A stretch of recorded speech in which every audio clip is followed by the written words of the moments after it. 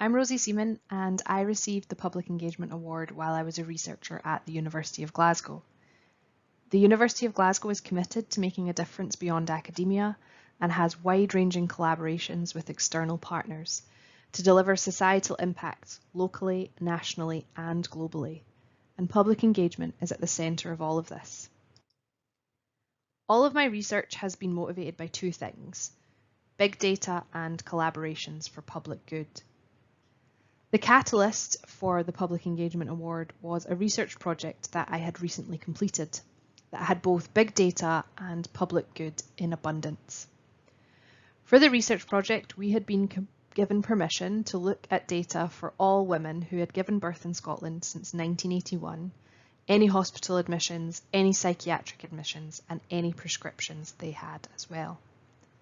This allowed us to look at trends in different mental health experiences before, during, and after pregnancy. We could look at very rare mental health experiences, such as perinatal psychosis, and more common mental health experiences, such as the graph shows here, and that's prescriptions for anti-anxiety medicine. However, there was a collaborative part of this project that was perhaps even more powerful than the 75 million rows of data.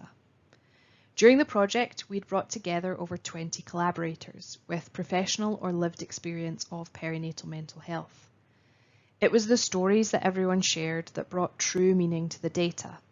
Data's never just numbers, it's people, stories, and real experiences. And I wanted to use the Public Engagement Award to spread that sentiment.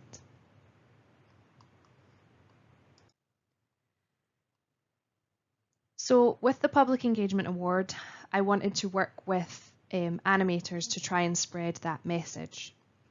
I wanted the public to know that when we use data for public good, we can capture stories that matter and that those stories can lead to change. With the Public Engagements Fund, myself and some colleagues from the University of Glasgow, along with the Mental Health Foundation, worked to create an animation. The artistic process of creating an animation was really fascinating, and each time we worked with Media Co-op, they brought our conversations to life in every small and subtle detail.